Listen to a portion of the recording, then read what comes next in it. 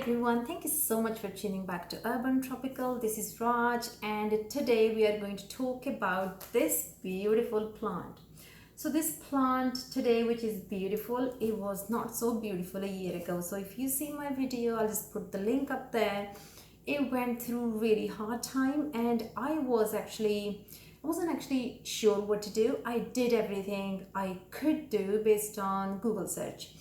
And what I had was leaf yellowing. If you have plants for a long time, you know that's number one caused by overwatering, which I did not do any overwatering because I just bought it literally within the same week. Me without watering anything, it started to develop all these leaf yellowing.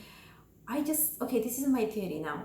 They are in greenhouse, they get right humidity, they get the just right moisture, and they get the feed on time, so they have nothing to complain.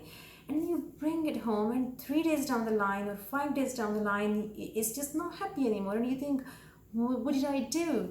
You are a low maintenance plant. What can go wrong, right? So anyway, things went downhill, and I made that video. After that video, things went really more downhill, and I think I'm left with the original just one leaf. Yes, so this is my original leaf. So this is the bottom of the plant, and that's the original stem, and that leaf right now there is the original leaf. So every single leaf you see here is a new leaf. And how do we get that? So it was a learning curve for me, and it put a big light on this whole thing, what can survive in low light, how much light plants really need, and how much feed. So we always say our house plants don't need much feeding because they are sitting in low light, and that is the main reason, because over fertilization is a problem.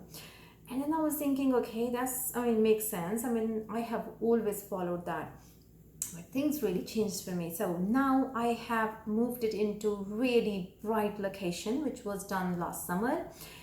It just bounced back. So before even I go there, I changed the soil media, if you will see in my video, which gave it so much aeration. So aeration is the key thing. The more roots can breathe, the happier your plant is going to be.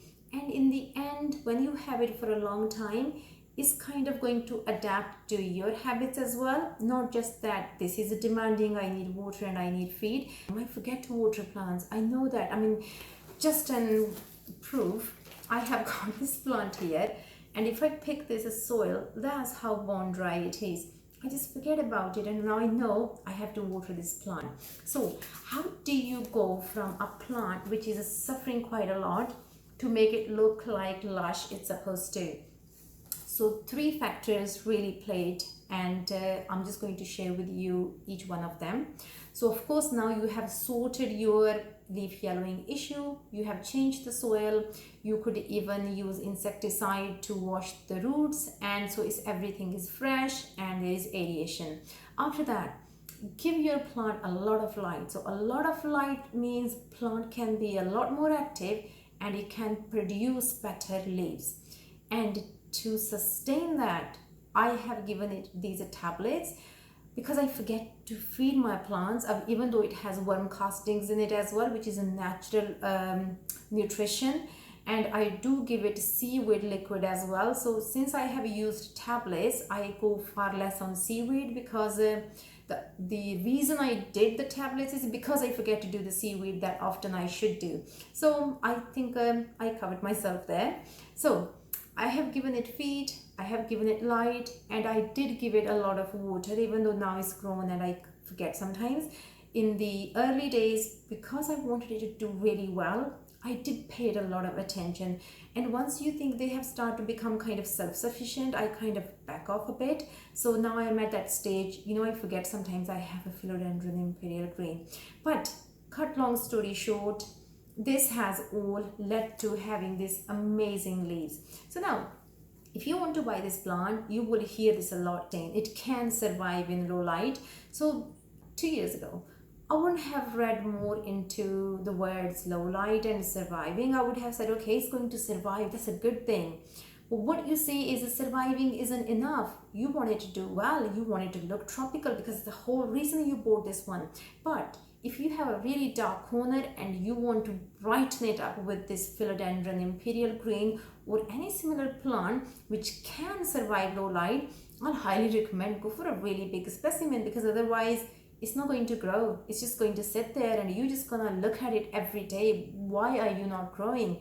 So once you give it light, or just put a light there, grow light, you can buy these lamps which you can attach to the wall or to the frame and just put grow light bulb in there. So there is something for this plant to have, so it can give you this beautiful leaf. And I'm just really happy with this one. I have not potted it since my last video, so I'm going to change its position now. It's going to move from direct light, because I can't put a lot of my plants in direct light. Every single thing is there. It's like has a clutter station of all the plants. I mean, the reason I bought them, not to put it in front of the light. I did buy it to put it in a very dark, not dark, really dark corner. So I really hope that once I have figured out which grow light I'm going to use, because I don't like those big ones hanging down. I have to figure out something else. Once I have figured that out, I am just going to move this plant.